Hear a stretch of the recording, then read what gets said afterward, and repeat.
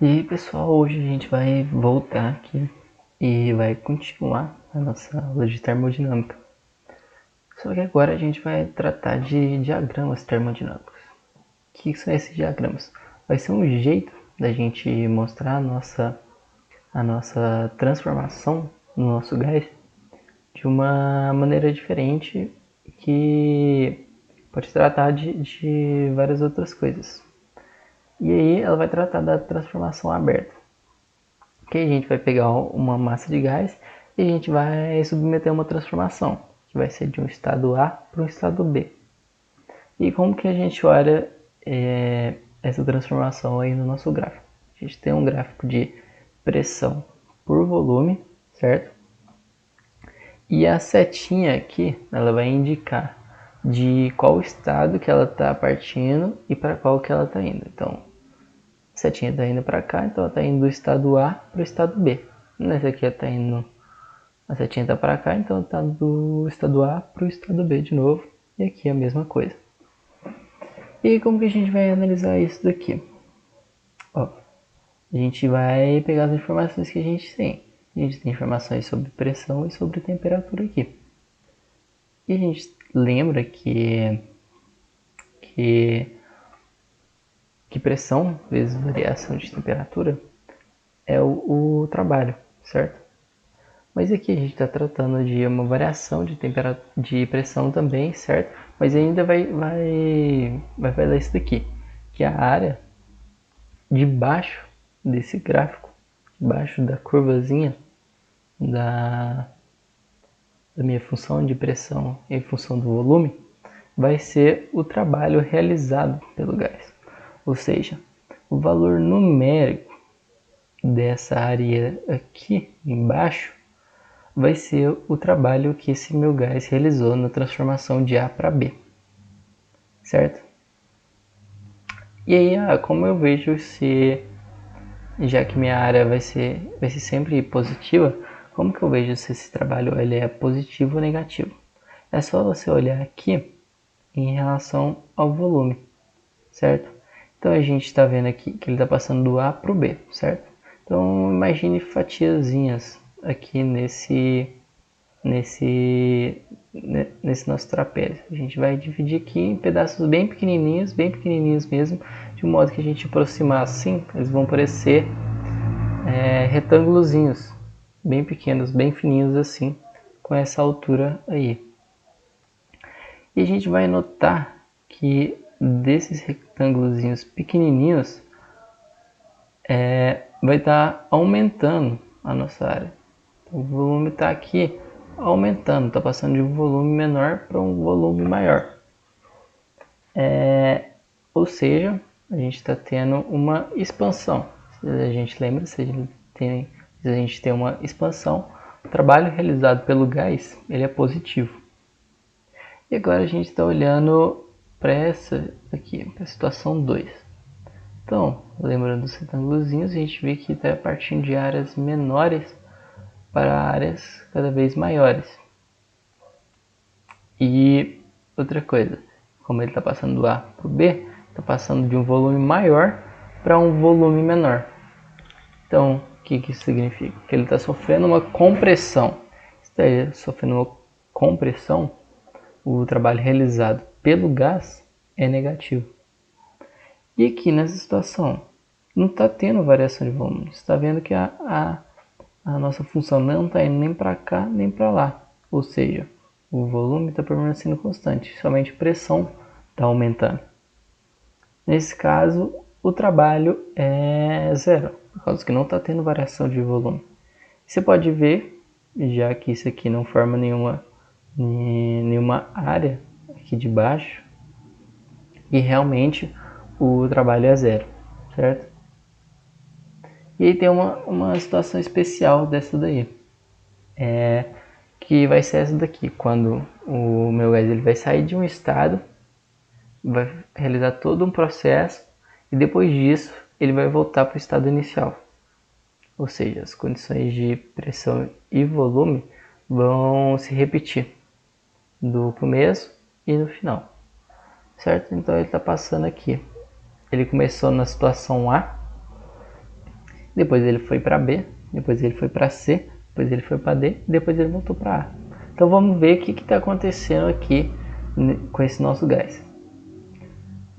Aqui ele estava com uma pressão e do A até o B, você vê que a pressão não está aumentando, olha. Ele está exatamente aqui nessa pressão. Então a pressão não está variando. Mas o meu volume está variando. Você vê que ele passou de um volume daqui para um volume para cá. Ou seja, aqui ele realizou uma expansão, certo? E aí, se a gente fosse calcular só o trabalho realizado pelo gás de A para B, a gente ia calcular a área toda aqui desse retângulozão aqui, que viria até o eixo aqui do volume, certo? E agora vamos ver na parte de B para C. Na parte de B para C, ele está diminuindo a pressão e o volume está permanecendo constante, ou seja, não está tendo nem compressão nem expansão, ele está permanecendo o volume só. E depois ele vai passar de C para D. Você está vendo que ele está passando de um volume maior para um volume menor. Está vendo aqui a setinha? Está passando daqui para cá. E quando acontece isso, ele está sofrendo uma compressão. Quando ele está sofrendo uma compressão, ele vai ter um trabalho realizado por ele negativo. E aqui de D para A, a mesma coisa daqui, só que agora a pressão está aumentando. E ele volta para a situação inicial.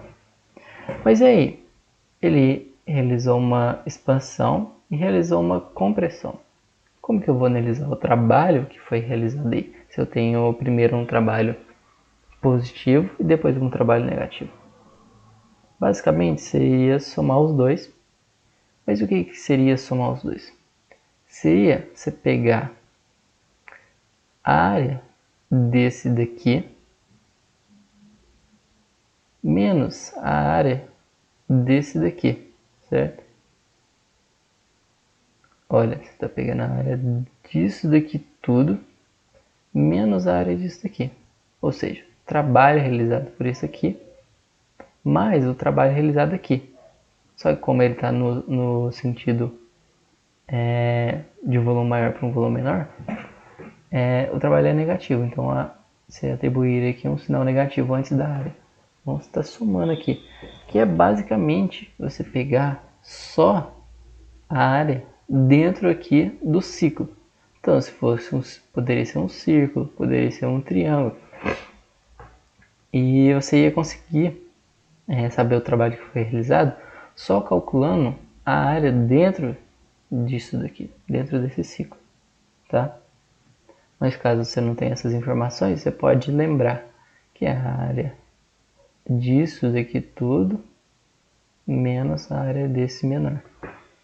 E aí pode acontecer de duas maneiras. Ele está rodando no sentido horário ou no sentido anti-horário. E a gente acabou de analisar o sentido horário. Que se ele está no sentido horário, então o que está mais em cima está vindo para cá, está aumentando de volume. Então ele está realizando uma expansão maior do que a sua compressão. Ou seja, ele está expandindo mais do que comprimindo. Ou seja, ele está expandindo. Se a gente for considerar tudo, sabe? Então, o que está acontecendo aí? O trabalho realizado está sendo maior que o trabalho cedido. Ou seja, o trabalho aí ele é positivo. Agora, se ele estivesse no sentido anti-horário, você vai ver que estava em cima, estava realizando uma compressão. Estava passando de um volume maior para um volume menor.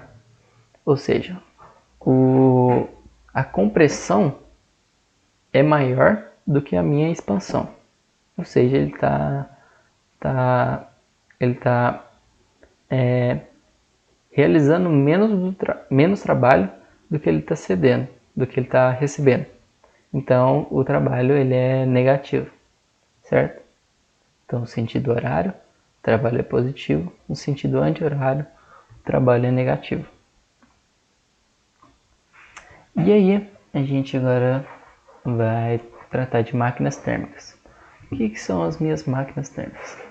Elas vão ser máquinas que a gente vai usar para fazer uma conversão de energia. A gente vai transformar a energia térmica em energia mecânica, certo? Então a gente vai pegar geralmente alguns fluidos que vão ter energia térmica, a gente vai colocar ele em algumas situações em que ele possa realizar alguns movimentos que a gente pode aproveitar essa energia mecânica dele para realizar trabalho e realizar um movimento, certo? Então, o esquema basicão de uma máquina térmica é esse daqui. A gente vai ter um reservatório quente, a gente vai ter um reservatório frio. Só que imagine que esses reservatórios sejam reservatórios muito grandes. Então, se a gente pode pegar aqui como um exemplo, imagina uma caldeira gigante em que está muito carvão em combustão. Então, um reservatório muito grande de fonte quente. Fonte quente que eu falo, que ele tem uma temperatura maior do que a minha fonte fria, certo? Então a gente tem uma caldeira gigante, gigante mesmo, com muito carvão dentro e muito carvão em combustão. E aí, a minha fonte fria, imagina que a gente tem um lago congelado, que está a 0 graus Celsius, certo? E a gente tem alguma maneira de ligar essa fonte quente na minha fonte fria, certo? E o que vai acontecer? Vai ocorrer uma transferência de calor nesse meio da fonte quente para a fonte fria, mas de uma maneira assim, que vai ter uma parte desse calor aproveitado pela minha máquina térmica para realizar algum trabalho, para realizar algum movimento. Geralmente esse calor vai ser transferido para um fluido operante. Depois disso, esse fluido ele para de estar em contato com a minha fonte quente. A energia interna dele vai aumentar, ele vai realizar um trabalho. Depois disso, ele vai ser conectado nessa fonte fria e aí ele vai diminuir de temperatura, certo? Vai fornecer a quantidade de calor que sobrou para essa fonte fria, só que vai ser uma quantidade de calor meio que relevante, que não vai alterar a temperatura da minha fonte fria, certo? E depois volta tudo de novo. Então, basicamente, isso aí é a minha máquina térmica. Vai ser um objeto que a gente vai utilizar para transformar a energia térmica em energia mecânica e realizar alguns movimentos. Então, resumindo isso aí, a fonte quente vai fornecer calor a um fluido operante que realiza o trabalho e vai ejetar para a fonte fria a parte do calor que não foi utilizado. E agora, se eu quiser saber quanto que está rendendo essa minha máquina térmica, ou seja, quanto que eu estou aproveitando. Então antes a gente vai ver aqui que o trabalho vai ser a quantidade de calor da fonte, a quantidade de calor A, que eu vou falar que é da quantidade de calor da fonte quente, menos a quantidade de calor da fonte fria. E aí, qual vai ser o meu rendimento? Meu rendimento vai ser a quantidade produtiva que eu estou aproveitando dividido pelo meu todo. Então, como assim? O que seria meu todo? Seria a quantidade de calor, ou seja, a energia térmica que eu tinha aqui, e aqui, isso aqui seria o meu total inicial. E aqui seria a quantidade útil dessa minha energia, que seria o trabalho realizado. Ou seja, trabalho, então meu rendimento é o trabalho dividido pela quantidade de calor inicial da minha fonte quente. Só que eu posso substituir. no meu trabalho, que é igual a quantidade de A menos a quantidade de B. Então, se eu fizer isso daqui, fica a quantidade de A menos a quantidade de B. Isso tudo dividido pela quantidade de A, quantidade de calor A. Então, quantidade de calor A menos quantidade de calor A é igual a 1. Conserva o sinal de menos, fica a quantidade de calor B dividido pela quantidade de calor A. Certo? Então, troca aqui, acho que eu coloquei errado. Coloquei errado. Aqui a Roma E é a quantidade de calor B dividido pela quantidade de calor A. Então, meu rendimento é igual a 1 menos a quantidade de calor B dividido pela quantidade de calor A. Certo?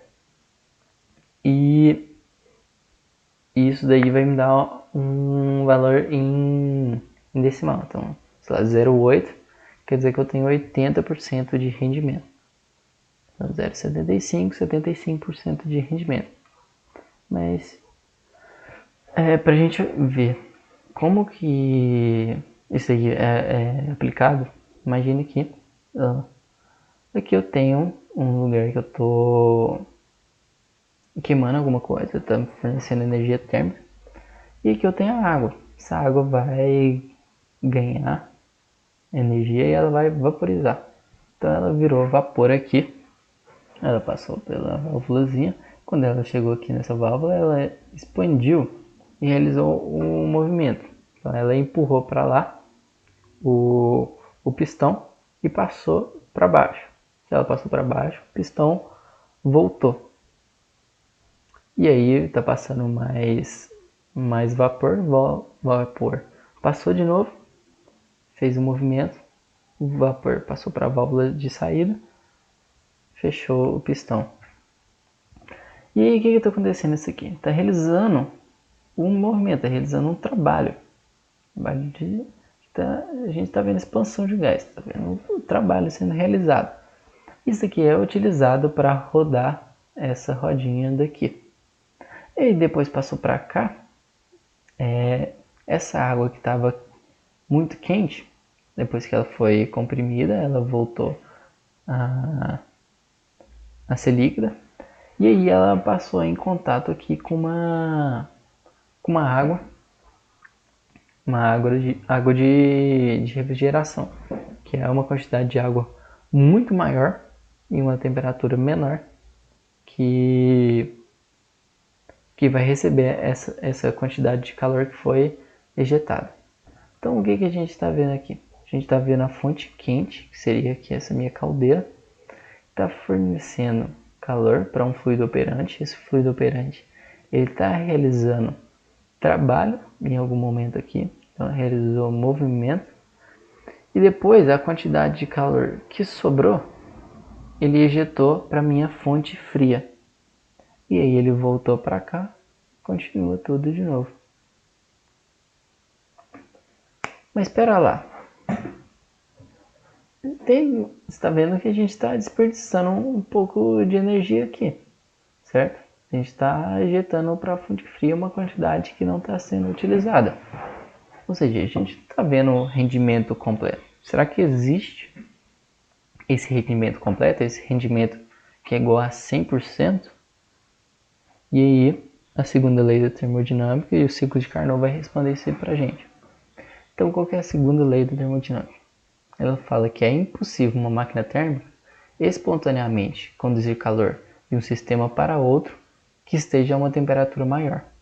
Ou seja, se eu estou em um sistema que tem uma temperatura menor, eu não vou conseguir passar calor desse meu sistema para um que esteja mais quente sem que eu realize algum trabalho aí, sem que eu gaste energia. Ou seja, isso daqui não ocorre espontaneamente. Eu tenho que gastar alguma energia, eu tenho que fazer alguma coisa para que isso aconteça. Ou seja, ele não acontece espontaneamente.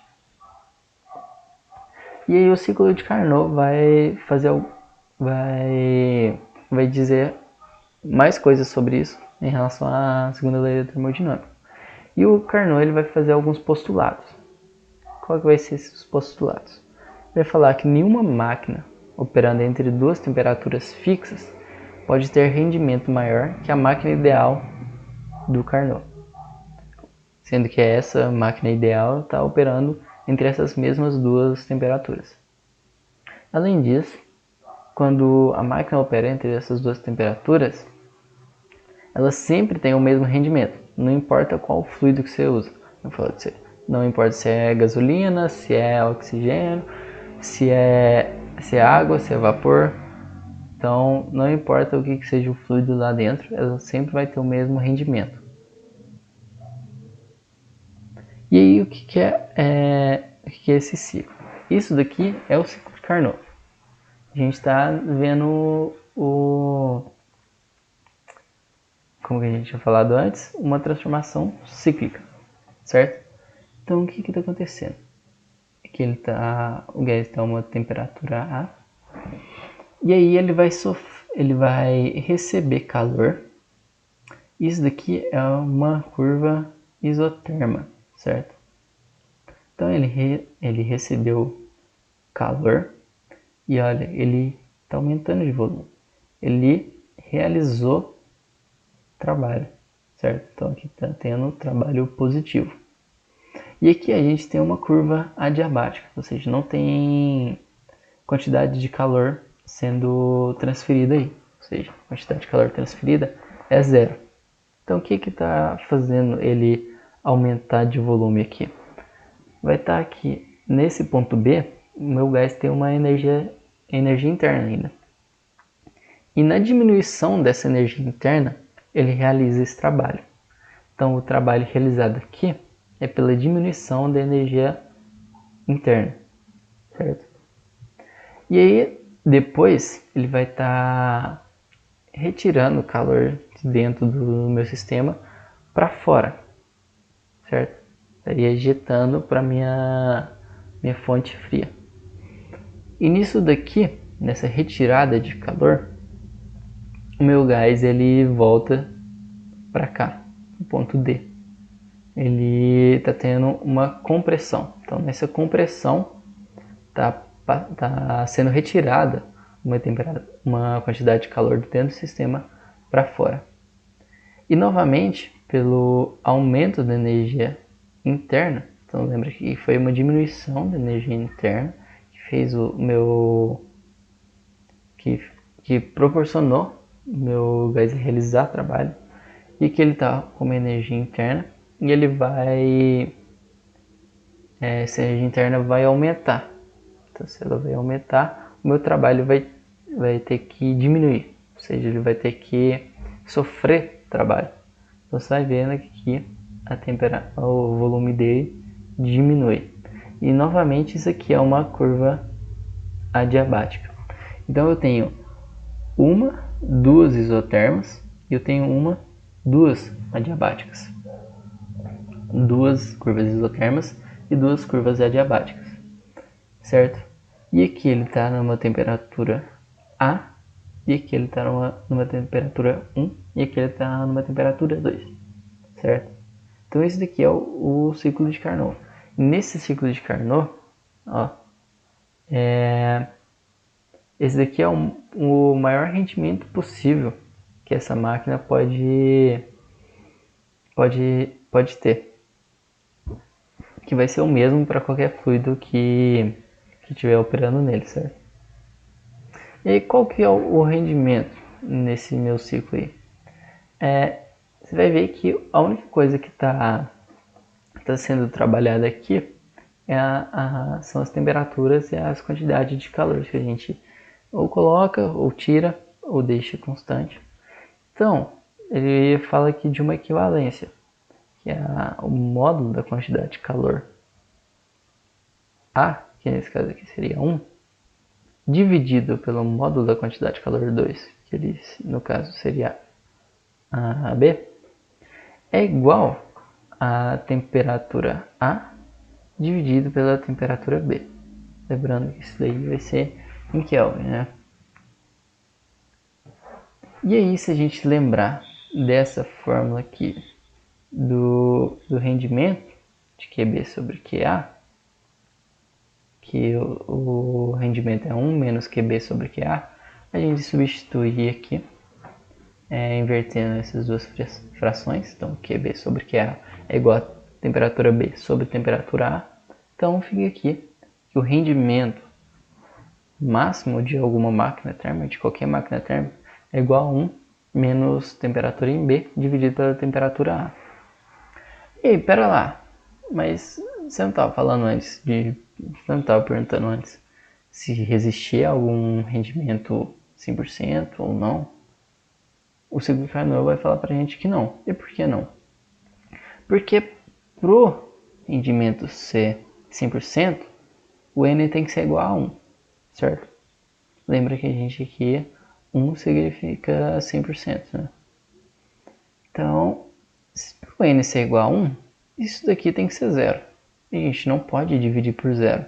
Ou seja, a única coisa que sobra pra gente é que a temperatura B tem que ser 0. E a gente está falando aqui na escala absoluta, ou seja, Kelvin. Ou seja, para o rendimento ser 100%, 100%, a gente não tem nenhuma quantidade de energia aí sendo desperdiçada, a minha temperatura B tem que ser 0 Kelvin. E o que a gente tinha falado antes, que 0 Kelvin é somente teórico, a gente não chega em 0 Kelvin.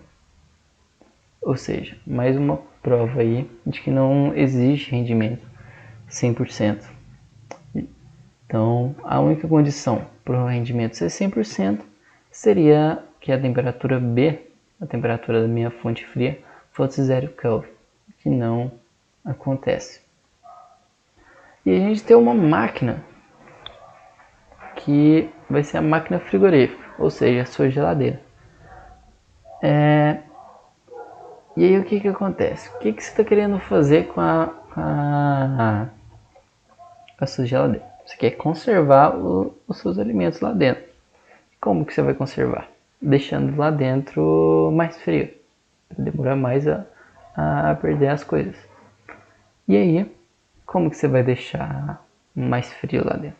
Você vai retirar calor de dentro, jogando para fora. Mas espera, lembra que aqui nas nossas máquinas térmicas, a gente estava fornecendo calor para realizar um trabalho e ejetar para a nossa fonte fria. Então, o que a segunda lei da termodinâmica disse?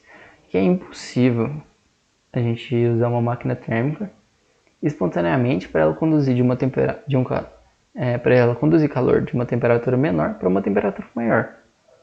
E é exatamente o que a gente está querendo fazer aqui. A gente está querendo pegar de uma temperatura menor e passar calor desse meu sistema dentro da geladeira, que está frio, para fora. Seria a sua cozinha. Mas espera, a gente falou que isso não ocorre espontaneamente. Então, se não ocorre espontaneamente, a gente vai ter que dar trabalho para esse meu sistema para conseguir fazer ele acontecer. Então a gente vê que aqui, ó, na minha fonte fria seria o interior da minha geladeira. A fonte quente aqui seria a nossa cozinha. Então a temperatura 2, interior da geladeira, é menor do que a temperatura 1. Então a gente já falou que ele é um processo não espontâneo. Então se ele não é espontâneo, a gente vai ter que gastar energia para fazer. E aí esse aqui é o meu esquema da nossa geladeira, bem simplesinho. A gente tem um líquido, que é o Feon, se eu não me engano, que é um líquido que ele se condensa a baixas temperaturas, baixas pressões, se não me engano. Então a gente está com o líquidozinho aqui. Então vamos começar aqui. Então ele vai estar caminhando aqui e aqui a gente tem o congelador. E lembra que o que a gente está querendo fazer, qual que é a funcionalidade da minha geladeira, é tirar calor de dentro para fora, certo? E essas camadas aqui, tipo as paredes da geladeira, são bem isoladas. Então o único negócio que vai estar recebendo calor aí vai ser o nosso líquidozinho aqui. Então ele está passando aqui nesse evaporador. O que vai acontecer? Ele vai pegar essa quantidade de calor de dentro da geladeira e vai pegar para si. No que ele pega para si, ele está absorvendo o calor. Se ele está absorvendo calor, a temperatura dele vai aumentar até a temperatura de evaporação e ele vai evaporar. Então ele virou vapor, certo? E no que ele virou vapor, ele está passando por esse tubinho e vai chegar ao compressor. No compressor, o que a gente vai fazer? A gente vai aumentar a pressão desse meu gás. No que a gente aumenta a pressão, ele volta a ser líquido novamente. No que ele volta a ser líquido novamente, ele vai estar aqui com uma temperatura muito maior. E muito maior do que o meu sistema de fora, que é a minha cozinha. Então ele está com uma temperatura maior do que a minha cozinha. Então o que vai acontecer? Vai ocorrer transferência de calor do condensador, que é essa gradezinha aqui que você já deve ter visto da sua geladeira, principalmente nessas mais antigas, que isso aqui fica bem quente. Geralmente a galera, quando não consegue, antigamente, né? Não sei se agora já não tem mais isso, já deve ser outro funcionamento aí. Mas antigamente, aqui, por causa que aqui ficava muito quente, a galera colocava roupa para estender para secar mais rápido, por causa que aqui ficava muito quente. Então, mais outra prova aí do que a física pode fazer para você, pode secar suas roupas mais rápido. Então, o que a gente está falando? A gente está falando que chegou meu líquido e ele estava com uma temperatura muito maior do que o meu sistema. Então, está ocorrendo transferência de calor dessa minha grade, do líquido, para o meio externo, que seria a cozinha. E com isso, ele diminui a sua temperatura, ele volta para cá, e esse tubo capilar aqui, ele serve para diminuir a pressão e voltar aqui. Então, onde que a gente está fornecendo trabalho? Onde que a gente está gastando energia aqui? É justamente no compressor. E a gente está comprimindo esse gás, a gente está gastando energia para que isso ocorra, certo? Justamente por causa que não é um processo espontâneo, já que a gente está passando calor de uma temperatura menor, que é dentro da geladeira, que está mais frio, para fora, que está mais quente. Então por isso que a gente tem que gastar energia aí, certo? Então é isso daí. Agora a gente terminou termodinâmica e só vai faltar de termologia para a gente acabar a dilatação dos sólidos e dos líquidos. Terminando isso, a gente já passa para ondas, certo? Então até semana que vem aí, galera.